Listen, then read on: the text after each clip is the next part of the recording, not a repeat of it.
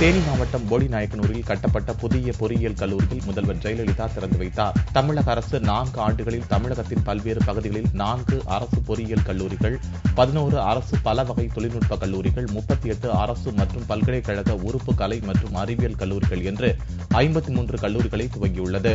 இந்நிலையில் தேனி மாவட்டம் போடிநாயக்கனூரில் 3,86,947 சதுர அடி கட்டிட பரப்பளவில் பொறியியல் கல்லூரி கட்டப்பட்டது. மாணவ மாணவியர் விடுதி உட்பட பல்வேறு வசதிகளுடன் 54,08,98,000 ரூபாய் மதிப்பீட்டில் கட்டப்பட்டுள்ள இந்த புதிய அரசு பொறியியல் கல்லூரியை தலைமை செயலகத்தில் இருந்து காணொலி காட்சி மூலம் வெள்ளியன்று திறந்து வைத்தார். பஞ்சாபில் டேங்கர் லாரியில் இருந்து அமோனியா வாயு கசிந்து 6 பேர் பலியானார்கள். 100 பேர் மருத்துவமனையில் சேர்க்கப்பட்டுள்ளனர். பஞ்சாப் மாநிலம் லூதியானா மாவட்டத்தில் தொகாரா பைபாஸ் சாலையில் உள்ள ஒரு மேம்பாலத்தின் கீழே உள்ள சாலையில் ஒரு டேங்கர் லாரி சென்றது. அப்போது லாரியின் மேற்பாகம் மேம்பாலத்தில் உரசியது. இதன் காரணமாக நகர முடியாத மேம்பாலத்தின் கீழே லாரி சிக்கிக் கொண்டது. மேம்பாலத்தில் லாரியில் மேல்பாகம் மோதியதன் காரணமாக டேங்கர் வால்வு உடைந்து வாயு கசிய துவங்கியது. இதை சுவாசித்த 6 பேர் மூச்சு திணறி மயங்கி விழுந்து இறந்தனர். அமோனியா வாயு வேகமாக அப்பகுதியில் பரவியதால் 100க்கும் மேற்பட்டவர்கள் சுவாசிக்க முடியாமல் மருத்துவமனையில் சேர்க்கப்பட்டனர். அங்கு 3 பேரின் நிலைமை கவலைக்கிடமாக உள்ளது. இந்த சம்பவத்தை தொடர்ந்து தொகாரா பகுதிவாசிகள் அப்பகுதியில் இருந்து வெளியேற்றப்பட்டனர். ஆந்திர மாநிலம் கோதாவரி ஆற்றின் வேன் கவிழ்ந்ததில் 8 பெண்கள் உட்பட 22 பேர் பலியாகினர். திருப்பதியில் இருந்து அனந்தபுரம் சென்ற வேன் ராஜமுந்திரி அருகே கோதாவரி ஆற்றின் தடுப்பு சுவரில் மோதியது. பின்னர் எதிர்பாராத விதமாக ஆற்றின் வேன் தலைகீழாக கவிழ்ந்தது. இந்த விபத்தில் வேனில் இருந்த 8 பெண்கள் 7 குழந்தைகள் உட்பட 22 பேர் பலியாகினர். அதிகாலை நடந்த இந்த விபத்து குறித்து தகவல் அறிந்த அதிகாரிகள் விரைந்து சென்று உயிரிழந்தவர்களின் உடல்களை மீட்கும் பணியில் ஈடுபட்டுள்ளனர். இந்த விபத்தில் 2 குழந்தைகள் மட்டுமே உயிர் தப்பியதாக கூறப்படுகிறது. காணாமல் போன விமானத்தை தேடும் பணி தொடர்ந்து 5வது நாளை எட்டியுள்ள நிலையில் காரைக்கால் கடல் பகுதியில் எண்ணெய் படலத்தின் மாதிரிகள் கிடைத்துள்ளதாக தகவல்கள் வெளியாகியுள்ளன. கடந்த திங்கட்கிழமையன்று கடலோர பாதுகாப்பு குழுமத்திற்கு சொந்தமான விமானம் சென்னையிலிருந்து புதுச்சேரிக்கு வந்தபோது காணாமல் போனது. இதைத் தொடர்ந்து கப்பல், படகு மற்றும் ஹெலிகாப்டர் போன்றவற்றின் மூலம் விமானத்தை தேடும் பணி நடந்து வருகிறது. இதனிடையே காடு மற்றும் கடல் பகுதியில் பாரா மோட்டார் கருவி மூலம் காணாமல் போன விமானத்தை தேடி வருவதாக கடலோர காவல் குழும கூடுதல் தலைவர் சைலேந்திர பாபு தெரிவித்தார். இந்நிலையில் காரைக்கால் பகுதியில் எண்ணெய் படலத்தின் மாதிரிகள் சேகரிக்கப்பட்டதாக தகவல்கள் வெளியாகியுள்ளன. மெட்ரோ ரயில் பணியால் சென்னை சிந்தாதிரிப்பேட்டையில் உள்ள வீடுகளில் விரிசல் ஏற்பட்டதாக புகார் எழுந்துள்ளது. சென்னை சிந்தாதிரிப்பேட்டையில் உள்ள ஐயா தெருவில் உள்ள 5 வீடுகளில் திடீரென்று விரிசல் ஏற்பட்டது. சில வீடுகள் 2 அடி அளவிற்கு மண்ணில் புதைந்தது. இதற்கு இந்த பகுதியில் நடந்து வரும் மெட்ரோ ரயில் சுரங்க பணியே காரணம் என்றும் பாதிக்கப்பட்ட வீட்டு உரிமையாளர்கள் தெரிவித்தனர். இதனிடையே விரிசல் விழுந்த வீடுகளில் வசித்தவர்களை பாதுகாப்பான இடங்களில் மெட்ரோ ரயில் நிர்வாகம் தங்க வைத்துள்ளது. சம்பந்தப்பட்ட வீடுகளுக்கு பாதுகாப்பு கருதி சீல் வைக்கப்பட்டுள்ளது. இந்த பகுதியில் விரைவில் அதிகாரிகள் ஆய்வு நடத்த உள்ளனர். மெட்ரோ ட்ரெயின்காரங்க அந்த ட்ரில்லிங் போட்டு தான் இருக்கிறாங்க. நாங்க எவ்வளவு போய் சொல்லிட்டோம், அவங்க ஒன்னும் இல்ல அது சரியாயிடும், கிராக் நாங்க சரி பண்ணி கொடுத்துறோம் சொன்னாங்க. திடீர்னு ஒரு 6:30க்கு அந்த கிராக் என்னாச்சு, பெருசாயிடுச்சு. இன்னும் ஒரு 10 மினிட்ஸ் கொடுத்து அப்படியே அந்த கிராக்லாம் பீம்லாம் கிராக் வந்து அப்படியே அந்த ரூம்லாம் ஒரு 5 ஃபீட்டுக்கு அப்படியே கீழே இறங்கிடுச்சுங்க. ஆர்கேநகர் தொகுதியில் போட்டியிடும் முதல்வர் ஜெயலலிதா ஜூன் 21ஆம் தேதி முதல் பிரச்சாரம் செய்கிறார். தமிழகத்தில் காலியாக உள்ள ஆர்கேநகர் சட்டமன்ற இடைத்தேர்தல் ஜூன் 27ஆம் தேதி நடக்கிறது. இதில் திமுக உள்ளிட்ட பல்வேறு கட்சிகள் போட்டியிடவில்லை. முதல்வர் ஜெயலலிதா, இந்திய கம்யூனிஸ்ட் கட்சி வேட்பாளர் மகேந்திரன், சமூக ஆர்வலர் டிராபிக் ராமசாமி உள்ளிட்ட பலர் களம் இறங்கியுள்ளனர். ஜெயலலிதா தரப்பில் 50 பேர் கொண்ட குழு அமைக்கப்பட்டு பிரச்சாரம் நடந்து வருகிறது. இந்நிலையில் அதிமுக வேட்பாளரும் முதல்வருமான ஜெயலலிதா ஜூன் 21ஆம் தேதி பிரச்சாரம் மேற்கொள்கிறார். டெல்லியில் அமைச்சர்கள் தலைமையில் ஆம் ஆத்மி கட்சியினர் நகர் முழுவதும் துப்புரவு பணியில் ஈடுபட்டனர். 2 மாத சம்பள பாக்கியை வழங்க வலியுறுத்தி டெல்லியில் உள்ள 3 மாநகராட்சிகளில் பணியாற்றும் துப்புரவு தொழிலாளர்கள் கடந்த 1 வாரமாக வேலை நிறுத்தத்தில் ஈடுபட்டதால் பல 100 குப்பைகள் தலைநகர சாலைகளில் தேங்கின.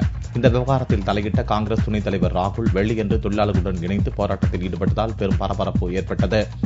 அதைத் தொடர்ந்து சம்பள பாக்கி வழங்குவதற்காக 3 மாநகராட்சிகளுக்கும் 493 கோடி ரூபாயை ஒதுக்குவதாக கவர்னர் நஜீப் சங் அறிவித்தார். இதனால் துப்புரவு தொழிலாளர்களின் போராட்டமும் முடிவுக்கு வந்தது. துப்புரவு தொழிலாளர்களின் சம்பள பிரச்சினைக்கு ஆம் ஆத்மி கட்சி மத்திய அரசு மீதும் பாரதிய ஜனதா கட்சியினர் கெஜ்ரிவால் மீதும் குற்றம் சாட்டினர். இந்நிலையில் சனியன்று துணை முதல்வர் மணீஷ் சிசோடியா மற்றும் மூத்த தலைவர்கள் சஞ்சய் சிங், அல்கா லம்பா, திலீப் பாண்டே உள்ளிட்டவர்கள் தலைமையில் ஆம் ஆத்மி கட்சியினர் டெல்லி முழுவதும் துப்புரவு பணியில் ஈடுபட்டனர். ஆம் ஆத்மி கட்சியை தொடர்ந்து பாரதிய ஜனதா கட்சியினரும் போட்டி போட்டுக்கொண்டு துப்புரவு பணியில் ஈடுபட்டனர். இதனிடையே குப்பை பிரச்சனையில் அரசியல் நடத்தி ஆதாயம் தேடுவதாக இரு கட்சிகளையும் காங்கிரஸ் குற்றம் சாட்டியது. பிஇ பொது கலந்தாய்வு ஜூலை 1ஆம் தேதி துவங்கி 31ஆம் தேதி வரை நடைபெற உள்ளது. கலந்தாய்வுக்கு வரும் மாணவ மாணவிகளுக்கு அடிப்படை வசதிகளை அண்ணா பல்கலைக்கழகம் செய்து வருகிறது. வருகிறது. தமிழகத்தில் அரசு உதவி பெறும் சுயநிதி கல்லூரிகள் என்று 538 என்ஜினியரிங் கல்லூரிகள் உள்ளன. இவற்றில் BE, BTech போன்ற படிப்புகளில் சேருவதற்கான கலந்தாய்வை வருடந்தோறும் அண்ணா பல்கலைக்கழகம் செய்து வருகிறது. இதில் அரசு ஒதுக்கீடு இடங்களாக 1,80,000 இடங்களுக்கு கலந்தாய்வு நடத்த உள்ளது. இந்நிலையில் ரேண்டம் எண் ஜூன் 15ஆம் தேதியும், ரேங்க் பட்டியல் 19ஆம் தேதியும், விளையாட்டு வீரர்களுக்கான கலந்தாய்வு 28ஆம் தேதியும், மாற்றுத்திறனாளிகளுக்கான கலந்தாய்வு 29ஆம் தேதியும் நடக்கிறது. பொது கலந்தாய்வு ஜூலை 1ஆம் தேதி துவங்கி 31ஆம் தேதி வரை நடைபெற உள்ளது. இதற்காக மாணவர்கள் அதிகம் வருவார்கள் என்பதால் பந்தல் அமைத்தல் உள்ளிட்ட பல்வேறு அடிப்படை வசதிகளை அண்ணா பல்கலைக்கழகம் செய்து வருகிறது. நாமக்கல்லில் குடும்ப பிரச்சனையால் தந்தை இரு மகள்களுக்கு விஷம் கொடுத்ததில் ஒரு குழந்தை பலியானது. நாமக்கல் அருகே வேட்டாம்பாடியை சேர்ந்த சரவணனின் மகள்கள் தாரிகா, தாரணி ஆகிய இருவரும் அருகில் தனியார் பள்ளியில் படித்து வந்தனர். இவருடைய மனைவி சுமிதா அழகு நிலையம் நடத்தி வருகிறார். இந்நிலையில் கணவன் மனைவி இருவருக்கும் இடையே ஏற்பட்ட குடும்ப பிரச்சனையால் சுமிதா 2 நாட்களாக வீட்டிற்கு வரவில்லை. குழந்தைகள் 2 பேருக்கும் குளிர்பானத்தில் விஷம் கலந்து கொடுத்துள்ளார். இதில் தாரிகா உயிரிழந்த நிலையில் அருகில் வசிப்பவர்கள் வந்து தாரணியை மீட்டு சிகிச்சைக்காக தனியார் மருத்துவமனையில் அனுமதித்தனர். இதனிடையே குழந்தைகளுக்கு விஷம் கொடுத்த தந்தை சரவணனை போலீசார் தீவிரமாக தேடிய நிலையில் அவர் அருகில் உள்ள கிணற்றில் விழுந்து தற்கொலை செய்தது கண்டுபிடிக்கப்பட்டது. தமிழக விவசாயிகளிடமிருந்து பெறப்படும் காய் பழங்களில் நச்சுத்தன்மை இல்லை என கோவை வேளாண் பல்கலைக்கழக துணைவேந்தர் தெரிவித்துள்ளார். கோவை தமிழ்நாடு வேளாண் பல்கலைக்கழகத்தில் உள்ள அண்ணா அரங்கில் 81வது வேளாண் அறிவியாளர் ஒருநாள் கருத்தரங்கு நடந்தது. இதில் வேளாண் அறிவியாளர்கள் கலந்து கொண்டு வேளாண்மையில் கொண்டுவர வேண்டிய புதிய யுக்திகள் குறித்து அறிவுபூர்வமாக அணுக வேண்டிய செயல் விளக்க படைப்புகள் முன்வைக்கப்பட்டது. நிகழ்ச்சியின் இடையே செய்தியாளர்களிடம் பேசிய பல்கலைக்கழக துணைவேந்தர் ராமசாமி, தமிழகத்தில் விவசாயிகள் உற்பத்தி செய்யப்படும் இடங்களில் அதிக அளவு நச்சுத்தன்மை இல்லை, எனவே பொதுமக்கள் அச்சம் கொள்ள வேண்டாம் என தெரிவித்தார். மதுரை மாநகராட்சி ஊழியர்களுடன் ஏற்பட்ட மோதல் தொடர்பாக துணை கமிஷனர் மீனாட்சி வேறு பணியிடத்திற்கு மாற்றப்பட்டார். மாநகராட்சியின் துணை கமிஷனராக இருந்த மீனாட்சியை கடந்த வாரம் பெரம்பலூர் DRO-வாக நியமித்து அரசு உத்தரவிட்டது. ஓய்வுக்கு குறைந்த காலம் இருந்ததால் மாநகராட்சியின் பணியை தொடர மீனாட்சி விருப்பம் தெரிவித்தார். மாநகராட்சியும் அதற்கு பரிந்துரைத்தது. இந்நிலையில் சில தினங்களுக்கு முன் கோரிக்கை மனு அளிக்க வந்த மாநகராட்சி ஊழியர்களை தகாத வார்த்தைகளால் பேசியதாக மீனாட்சி மீது புகார் எழுந்தது. துணை கமிஷனருக்கு எதிராக மாநகராட்சி அனைத்து பணியாளர் சங்கத்தினர் முற்றுகை உள்ளிட்ட போராட்டங்களை நடத்தி வருகின்றனர். ஜூலை 15இல் இது தொடர்பாக பேச்சுவார்த்தைக்கு கமிஷனர் ஏற்பாடு செய்திருந்த நிலையில் துணை கமிஷனர் மீனாட்சியை பெரம்பலூர் DRO-வாக மாற்றி உத்தரவு பிறப்பிக்கப்பட்டுள்ளது. இதைத் தொடர்ந்து மண்டலம் ஒன்றின் உதவி கமிஷனர் குணாலன் கூடுதல் பொறுப்பாக துணை கமிஷனர் பணியிடத்தில் நியமிக்கப்பட்டுள்ளார். 2 கிலோ தங்கக்கட்டிகளை உடலில் மறைத்து கடத்தி வந்த கேரளாவைச் சேர்ந்த 2 பேரை கோவை சுங்கவரித்துறை அதிகாரிகள் கைது செய்தனர். ஷார்ஜாவில் இருந்து கோவைக்கு வரும் ஏர் அரேபியா விமானத்தில் வரும் பயணிகளில் சிலர் தங்கம் கடத்துவதாக சுங்கத்துறை அதிகாரிகளுக்கு தகவல் கிடைத்தது. இதனையடுத்து விமானத்தில் வந்த பயணிகளிடம் சுங்கத்துறை அதிகாரிகள் சோதனை நடத்தினர். அப்போது கேரள மாநிலம் மலப்புரத்தைச் சேர்ந்த ஷாஜகான் மற்றும் அப்துல் நாசர் ஆகியோரை சோதனை செய்ததில் அவர்கள் இருவரும் உடலில் தங்கக்கட்டிகளை மறைத்து கடத்தி வந்தது தெரியவந்தது. ஒவ்வொருவர் உடலிலும் 8 கட்டிகள் வீதம் மொத்தம் 196 தங்கக்கட்டிகள் இருப்பது தெரியவந்தது. இருவரையும் கைது செய்து சுங்கவரித்துறை அதிகாரிகள் தீவிர விசாரணை நடத்தி வருகின்றனர்.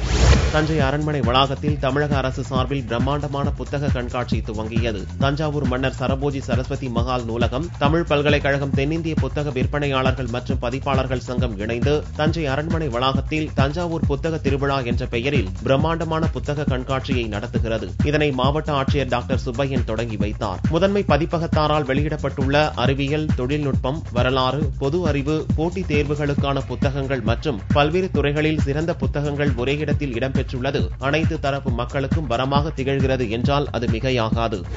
சினிமா துறைக்கு குறுகிய காலத்தில் வந்த நடிகர்கள் தேர்தல் குறித்து குற்றம் சாட்டுவதா என்று நடிகர் ராதாரவி கேள்வி எழுப்பியுள்ளார். ஜூலை 15ஆம் தேதி நடக்க உள்ள தென்னிந்திய நடிகர் சங்க தேர்தலில் தற்போது தலைவராக இருக்கும் சரத்குமார் மீண்டும் போட்டியிடுகிறார். இவரை எதிர்த்து நடிகர் விஷால் போட்டியிட உள்ளதாக கூறப்படுகிறது. இந்நிலையில் நடிகர் ராதாரவி உள்ளிட்ட சில நடிகர்கள் திருச்சி மாவட்ட நாடக நடிகர்கள் சங்கத்தினரை சந்தித்து தங்களது கூட்டணிக்கு ஆதரவு தெரிவிக்குமாறு கேட்டுக் கொண்டனர். அப்போது அவர்களிடம் பேசிய ராதாரவி, தென்னிந்திய நடிகர் சங்கத்தை நடத்துவது பத்திரிகையோ நீதிமன்றமோ அல்ல, நாடக நடிகர்கள் தான் என்று கூறினார். குறுகிய காலத்தில் தேர்தல் வைத்ததாக சிலர் கூறி வருகின்றனர். அவர்கள் சினிமா துறைக்கு வந்ததே குறுகிய காலத்தில் தான், அவர்களுக்கு அப்படித்தான் தெரியும் என்று ராதாரவி தெரிவித்தார்.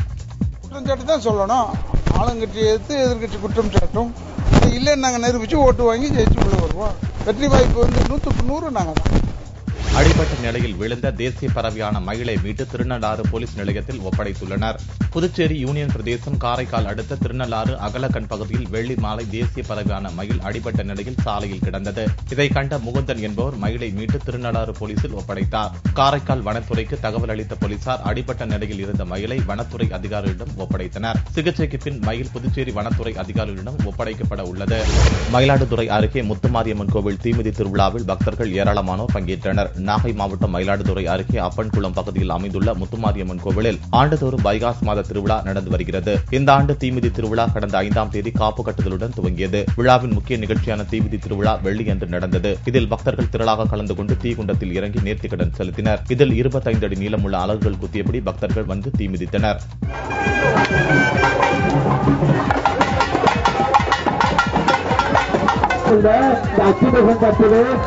தன்னுடைய இரு வாய் பக்கத்திலே வாய்ப்பு கண்கொள்ளா காட்சியாக வந்து கொண்டிருக்கிறது. அப்பன்குளம் ஸ்ரீ முத்துமாரியம்மன் ஆலயத்திலே இதே தங்கத்தின் விலையில் தனியன்று சவரன் 16 ரூபாய் குறைந்து ஒரு சவரன் 20,312 ரூபாய்க்கு விற்பனையானது. 1 கிராம் ஆபரண தங்கம் 2,537 ரூபாயாக இருந்தது. வெள்ளி 1 கிராம் 39 ரூபாய் 40 காசுகளுக்கு விற்பனையானது. பார் வெள்ளியின் விலை 36,795 ரூபாயாக இருந்தது. வீரம் சிவா இயக்கும் பெயரிடப்படாத படத்தில் நடித்து வரும் அஜித் தனது அடுத்த படத்திற்கு கமிட் ஆகிவிட்டாராம். எண்ணெய் அறிந்தாலுக்கு பிறகு நடிகர் அஜித் நடித்து வரும் பெயரிடப்படாத படம் தலா 56 என்று அழைக்கப்பட்டு வருகிறது. இந்நிலையில் ஆரம்ப கட்டத்தில் அஜித்தை வைத்து முகவரி, வாலி, ரெட், வில்லன் உள்ளிட்ட ஹிட் படம் கொடுத்த நிக் காட் சக்கரவர்த்தியோடு மீண்டும் அஜித் இணைகிறார் என்று பேசப்படுகிறது. இது உண்மையோ இல்லையோ, வீரம் சிவாவின் படத்தை முடித்துவிட்டு இயக்குநர் சுசீந்திரன் உடன் அஜித் களம் இறங்குகிறார். விரைவில் அறிவிப்பு வெளிவர உள்ளது. நயன்தாரா, விக்னேஷ் சிவன் இடையிலான நெருக்கம் அதிகரித்து விட்டதாக கோலிவுட் பகிரங்க செய்தி பரப்பி வருகிறது. இருவரும் திருமணம் செய்துவிட்டதாக சமீபத்தில் பரபரப்பான தகவல் வெளியான நிலையில் சில நாட்களுக்கு பின்னர் நயன்தாரா திட்டவட்ட மறுப்பு வெளியிட்டார். ஆனால் தற்போது விஜய் சேதுபதி நயன்தாரா நடிப்பில் விக்னேஷ் சிவன் இயக்கும் நானும் ரவுடிதான் படப்பிடிப்பு முடிந்துவிட்ட நிலையில் வெளியான புகைப்படங்கள் கோலிவுட்டுக்கு நல்ல தீனி போட்டுவிட்டது. நயனும் விக்னேஷும் அருகருகே நெருக்கமாக இருக்கும் புகைப்படங்கள் வெளியான நிலையில் தற்போது ஒரு செல்ஃபி படமும் வெளியாக உள்ளது. முழுக்க நனைந்த பிறகு முக்காடு எதற்கு என்று கோலிவுட் கேள்வி எழுப்பியுள்ளது.